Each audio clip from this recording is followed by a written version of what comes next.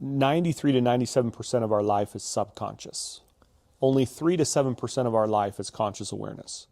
So like when you got in your car this morning, you didn't think to yourself, okay, I need to move my foot from the gas pedal to the brake pedal, and I got to push ever so slightly so I don't jerk the car. And then when I get to the edge of my driveway, I got to put it from reverse into drive, and then I got to take my foot off the brake pedal and put it on gas. You didn't think any of those things. In fact, most people get from point A to point B, and when they get to point B, they had no idea how they got to point B.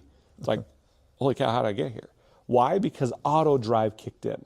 97% of your life is auto drive. And so the question is, where did all the auto drive come from? Where did all of these automatic behaviors and automatic thoughts and automatic beliefs, where did they come from? You know, if I asked you what pant leg did you put on first this morning, each one knows kind of like, well, which one did I put on? Did I put on the right? Did I put on the left? Did I put on both? And until I ask you the question, most people, they have no idea what pant leg they put in first this morning. And the question is, where did that come from? Why that leg? And if you trace it all the way back, it's traced to your mom and your dad that that's the leg they put on first when they put on your pants. When you were 2 years old, when you were 3 years old, they put that leg on. And then when you could put on your own pants and they put the pant legs in front of you, and you by chance put up the opposite leg, they'd smack it down and they'd say, no, other leg.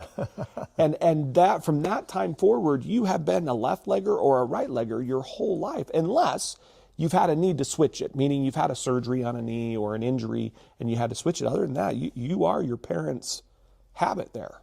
Cute little story is about a guy that, a newly married guy, and it's the first Sunday, and he goes to his newlywed wife and, hey, what are you going to make for dinner? And she said, oh, best roast ever. And he's watching her and he's like, okay, I want to see how you do this best roast. And she cuts off the top of the roast. And he asked her, why did you cut off the top of the roast? She said, to taste better. Mom used to always do this when she did her roast. So they're at family dinner the next Sunday at mother-in-law's house, and he's looking, and sure enough, she's doing a roast, and she cuts off the top of the roast. He's like, hey, I got to know, why are you cutting the top off the roast? She said, you know what? Grandma did it.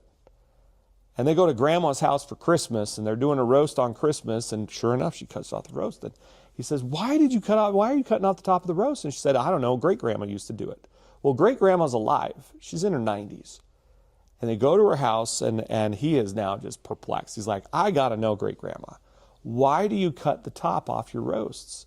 She's like, oh, it's easy, just to fit it in the oven. 40 years of cutting the tops off the roast with people not having a clue why they cut the top off the roast.